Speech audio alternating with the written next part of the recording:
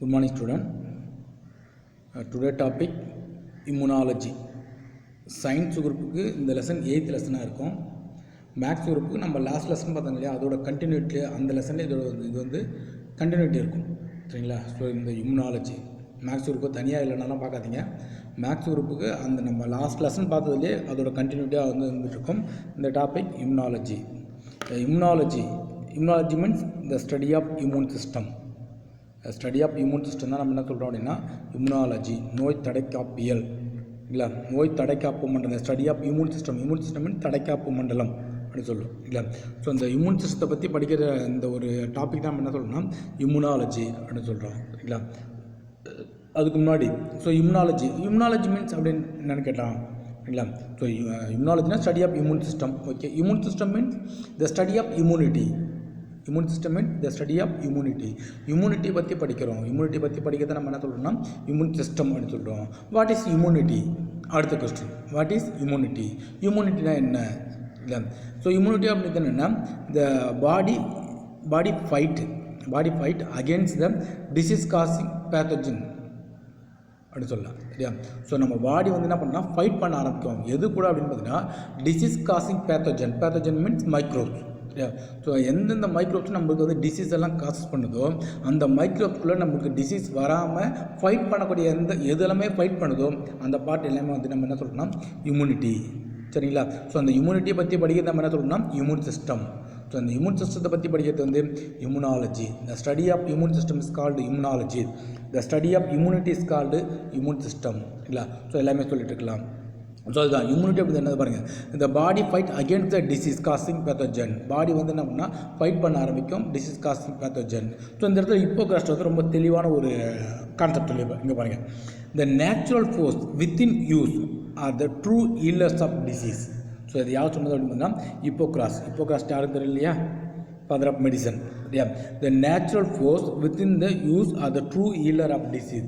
நமக்குள்ள within us நம்ம பாடிக்குள்ளே நம்ம பாடிக்குள்ளே எது வந்து இயற்கையாக இருக்கோ, எது வந்து நேச்சுரலாக இருக்கோ அதுதான் என்ன பண்ணோம் அப்படின்னா மேக்ஸிமம் டிசீஸ் எல்லாம் வராமல் ப்ரொடெக்ட் பண்ணக்கூடிய கெப்பாசிட்டி எதுக்கு இருக்குன்னா நம்ம பாடிக்குள்ளே இருக்கக்கூடிய நேச்சுரல் இம்யூன் சிஸ்டத்துக்கு மட்டும்தான் இருக்கும். நேச்சுரலாக இருக்கக்கூடிய அந்த நேச்சுரல் திங்ஸ் அப்படின்னா இயற்கை பொருள், இயற்கைக்கு மட்டும்தான் பார்த்திங்கன்னா இந்த மாதிரியான ஒரு நோய் எதிர்ப்பு தன்மை வந்து அதிகமாக இருக்குது. நேச்சுரல் ஃபோர்ஸ் இயற்கையான தடைக்காப்பு within us the true healers of disease வராமல் தரக்கூடிய கெப்பாசிட்டி நம்ம பாடிக்குள்ளே இயற்கையாக இருக்கக்கூடிய பொருளுக்கு மட்டும்தான் பார்த்தீங்கன்னா அந்த உண்மையாக வந்து நோய் ஏற்படுத்தாத அந்த ஒரு கெப்பாசிட்டி வந்து இருக்குது அப்படின்ட்டு யார் சொன்னீங்கன்னா ஹிப்போக்ராட்ஸ்னு சொல்கிறாரு. சரிங்களா? ஸோ இப்போ நம்ம லெசனுக்குள்ளே போகலாம். இம்யூனாலஜி சாப்டர் அவுட்லைன் நம்ம இந்த லெசனில் என்னென்னலாம் தெரிஞ்சுக்க போகிறோம். So first basic concept immunology. So இம்யூனாலஜினா என்ன, அதோட இம்யூனாலஜி பற்றின ஒரு பேசிக் கான்செப்ட் அதை வந்து கண்டிப்பாக நம்ம வந்து தெரிஞ்சுக்கிறோம். இம்யூனாலஜியோட ஒரு பேசிக் கான்செப்ட் வந்து தெரிஞ்சுக்க போகிறோம். Next what are the types of immunology means study of இம்யூனிட்டின்னு பார்த்துருக்கோம். இல்லையா? ஸோ அந்த immunity means what are the types of immunity. So first one innate immunity, next one acute immunity.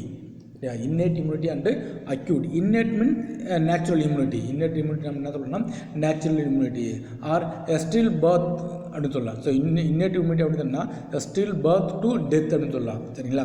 So பிறக்கிறதுலேருந்து death ஆகிற வரைக்கும் நம்ம பாடிக்குள்ளே நேச்சுரலாகவே இருக்கக்கூடிய இம்யூனிட்டி வந்து என்னன்னா இன்னேட் இம்யூனிட்டி அப்படின்னு சொல்லுவோம். சரியா? ஸோ அதற்கு அக்யூட் நெக்ஸ்ட் வந்து அக்யூட் இம்யூனிட்டி. அக்யூட் மீன்ஸ் வாங்குறது, பெற்றுக்கொள்ளுதல் அப்படின்னு சொல்லுவோம். சரியா? ஸோ அந்த நம்ம வந்து எப்போ வந்து ஒரு இம்யூனிட்டி பவர் நம்ம கெயின் பண்ணுறோம், வாங்கிக்கிறோமோ அந்த இம்யூனிட்டி எல்லாமே நம்ம என்ன சொல்லணும்னா அக்யூட் இம்யூனிட்டி. சரியா? பெறப்பட்ட இம்யூனிட்டி அப்படின்னு சொல்லுவோம், பெறப்பட்ட தடைக்காப்பு மண்டலம். சரியா? ஸோ இந்த அக்யூட் இம்யூனிட்டி நம்ம எப்போ சார் நம்ம கேப்சர் எடுத்துப்போம் அப்படின்னா நேச்சுரல் இம்யூனிட்டி நம்ம பாடியில் எப்போல்லாம் குறைஞ்சிட்டு இருக்கோ அப்போ எல்லாமே நம்மளுக்கு என்ன பண்ணால் டிசீஸ் வந்து காசாக ஆரம்பிக்கும். இந்த டிசீஸை க்யூர் பண்ணுறதுக்காக நம்ம என்ன பண்ணால் எடுத்துக்கூடிய மெடிசின்ஸ் எல்லாமே நம்ம என்ன சொல்லலாம் அக்யூட் இம்யூனிட்டி. சரிங்களா? ஸோ அக்யூட்னா வாங்குறது, நம்ம என்ன ஒரு இம்யூனிட்டி பவர் வாங்குறோமோ அந்த இம்யூனிட்டி வந்து அக்யூட் இம்யூனிட்டி அப்படின்னு சொல்கிறோம். சரிங்களா? ஸோ மூணு இது பார்த்துருக்கோம். First one basic concept of இம்யூனாலஜினா என்ன, அதை பற்றி என்னென்ன தெரிஞ்சுக்க போகிறோம். What are the types of immunity, innate immunity and acute immunity ரெண்டு பார்த்துருக்கோம். Next immune response. ஸோ அந்த இம்யூன் ரெஸ்பான்ஸ், இந்த இம்யூனிட்டி எப்படி வந்து ரெஸ்பான்ஸ் பண்ணுது, அந்த மைக்ரோப்ஸ் பாடிக்குள்ளே அந்த பேத்தோஜன் என்ட்ராச்சுன்னா அந்த மைக்ரோப்ஸை எப்படியெல்லாம் வந்து பார்த்திங்கன்னா ரிமூவ் பண்ண ஆரம்பிக்கும், என்ன மாதிரியான அது வந்து ஆக்டிவேட் ஆகுது. ஸோ அந்த ப்ராசஸ் தான் பார்த்திங்கன்னா இம்யூன் ரெஸ்பான்ஸ் அப்படின்னு சொல்லுவோம். இந்த இம்யூன் ரெஸ்பான்ஸ் இருக்குது. So next one lymphoid organ. What is lymphoid organ? நிணநீர் உறுப்பு எங்கெல்லாம் இருக்குது, லிம்ஃபாய்டு ஆர்கன் எங்கெல்லாம் இருக்குது, இந்த லிம்ஃபாய்டு ஆர்கன்ஸோட ஸ்ட்ரக்சர் என்ன, ஃபங்க்ஷன் என்ன, ஸோ அந்த லிம்ஃபாய்டு ஆர்கன் இல்லைன்னா என்ன மாதிரியான ஒரு டிசீஸ் எல்லாம் காச ஆரம்பிக்கும், ஸோ இதோட இம்யூன் சிஸ்டத்தில் இதோட ரோல் என்ன, இம்யூனிட்டியில் இதோட ரோல் என்ன, லிம்ஃபாய்டோட ரோல் என்ன, சரிங்களா. ஸோ இதெல்லாமே பார்க்க போகிறோம். Next one antigen, very very important ஒன்று ஆன்டிஜென், சரியா. ஸோ ஆன்டி மீன்ஸ் பாடி, ஜென் மீன்ஸ் ஜெனரேட்டர், சரிங்களா. ஸோ ஆன்டி மீன்ஸ் பாடி, ஜென் மீன்ஸ் ஜெனரேட்டர். நம்ம பாடிக்குள்ளேருந்து என்ன பண்ணால் ஒரு சப்ஸ்டன்ஸ் வந்து ஜெனரேட் ஆக ஆரம்பிக்கும். ஸோ எப்போ அப்படின்னு பார்த்தீங்கன்னா நமக்கு எப்போல்லாம் அந்த டிசீஸ் காசிங் ஆர்கானிசம் பாடிக்குள்ளே என்ட்ரு ஆகுதோ அப்போ எல்லாமே என்ன பண்ணது அது வந்து ஜெனரேட் ஆக ஆரம்பிக்கும். இந்த ப்ராசஸ் அப்படின்னா ஆன்டிஜென் அப்படின்னு சொல்லுவோம், சரிங்களா. ஸோ நெக்ஸ்ட்டு ஆன்டிபாடி, இல்லையா. ஸோ ஆன்டிபாடி இருக்குது. Antibody mean antibody otherwise called immunoglobulin. Antibody otherwise called immunoglobin means நோய் எதிர்ப்பு பொருள் அப்படின்னு சொல்லலாம், சரியா. இந்த மைக்ரோஸ் பாடிக்குள்ளே வந்துச்சுன்னா அந்த வந்ததுக்கப்புறம் அதை வந்து ப்ரொடக்ட் பண்ண ஆரம்பிக்கும், அதை வந்து பிளாக் பண்ண ஆரம்பிக்கும். ஸோ அந்த சப்ஸ்டன்ஸ் எல்லாமே நம்ம என்ன சொல்கிறோம்னா ஆன்டிபாடி அப்படின்னு சொல்கிறோம். Next antigen antibody interaction. So ஆன்டிஜெனும் ஆன்டிபாடி எப்படி வந்து இன்ட்ராக்ட் ஆகுது, எப்படி வந்து ஜாயிண்ட் ஆகுது, சரிங்களா, கனெக்ட் ஆகுது. ஸோ இந்த ஆன்டிஜென் ஆன்டிபாடி எப்படி வந்து இன்ட்ராக்ட் ஆகிட்டு மைக்ரோப்ஸ் வந்து ரிமூவ் பண்ண ஆரம்பிக்கும், மைக்ரோப்ஸ் வந்து பிளாக் பண்ணுது. ஸோ அதை தெரிஞ்சுக்கலாம். So next one vaccines. What are the types of vaccine, இல்லை. ஸோ என்னென்ன மருந்தெல்லாம் இருக்குது, சரிங்களா.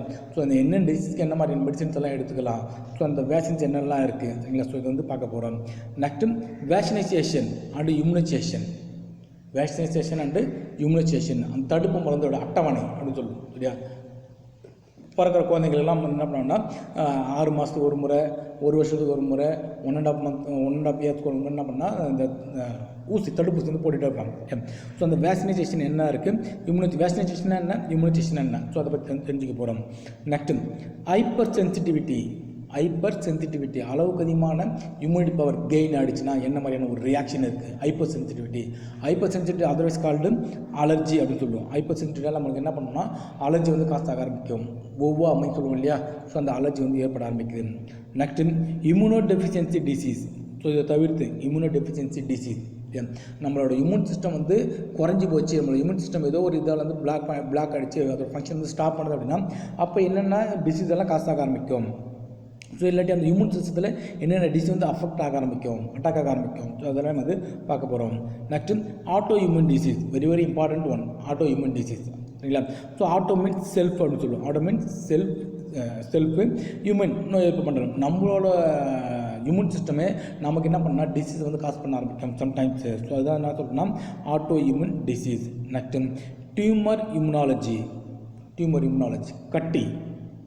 ஸோ அந்த டியூமர் கேன்சர் எப்படி வந்து ஃபார்ம் ஆகுது, ஸோ அதனால் என்ன மாதிரியான ஒரு எஃபெக்ட்லாம் ஏற்படுத்த ஆரம்பிக்கும். ஸோ இதெல்லாமே வந்து பார்த்திங்கன்னா இந்த லெசனில் வந்து பார்க்க போகிறோம், சரிங்களா.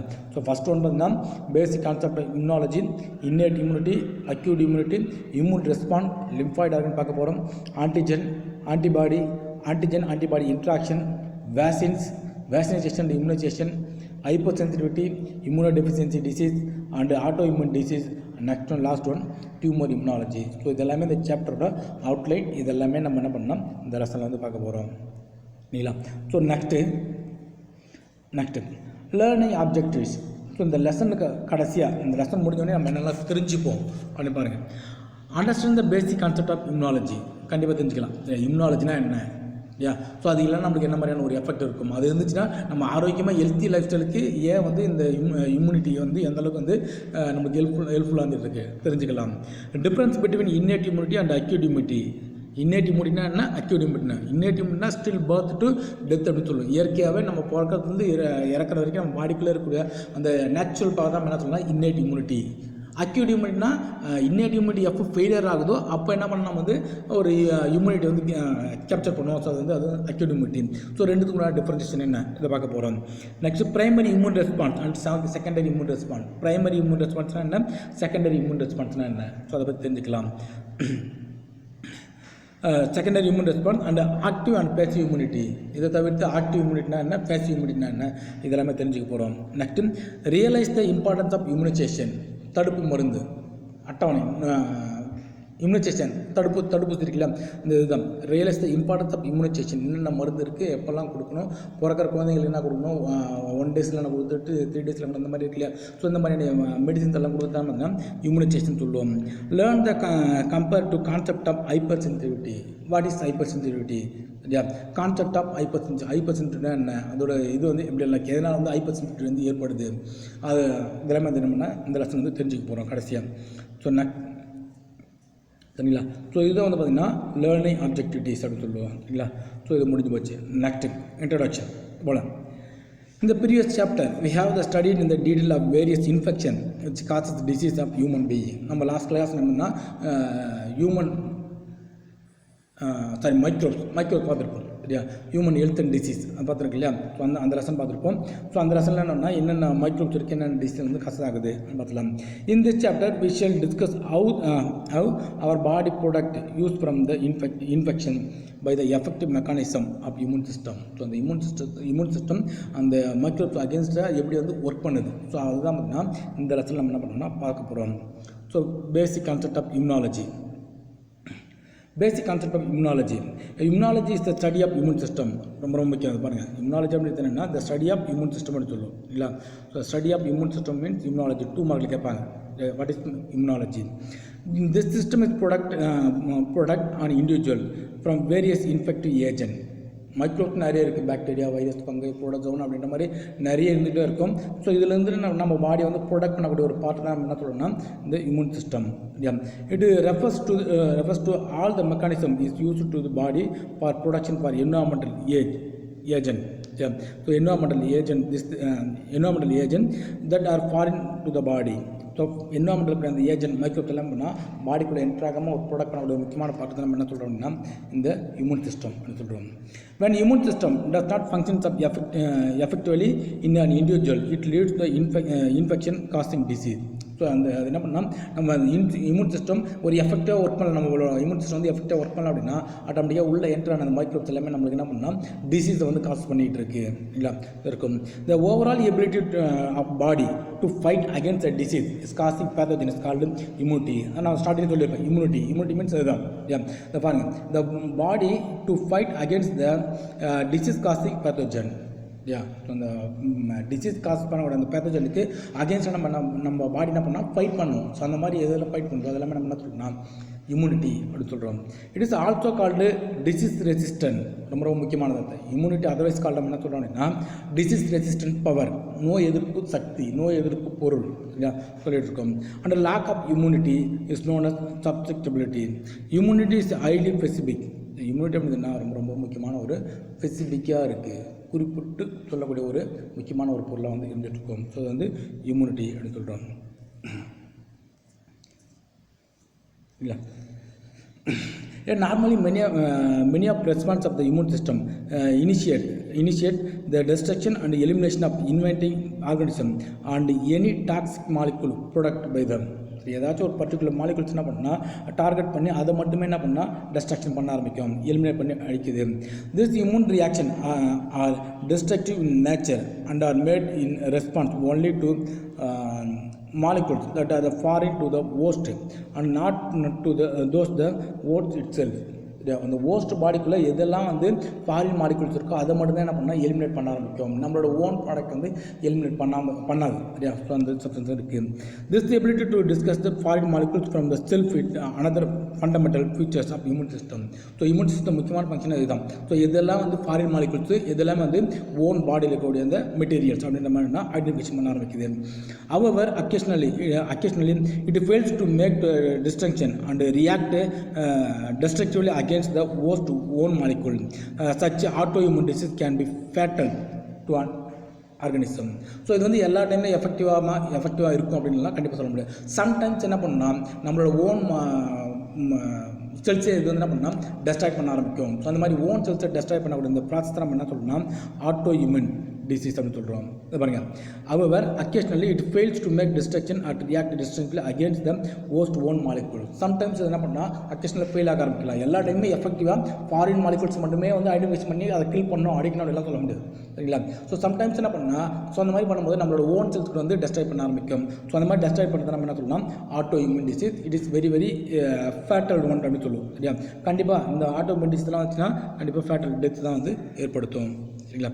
ஸோ இதோடு இருக்கட்டும், மீதி வந்து நெக்ஸ்ட் பார்க்கலாம்.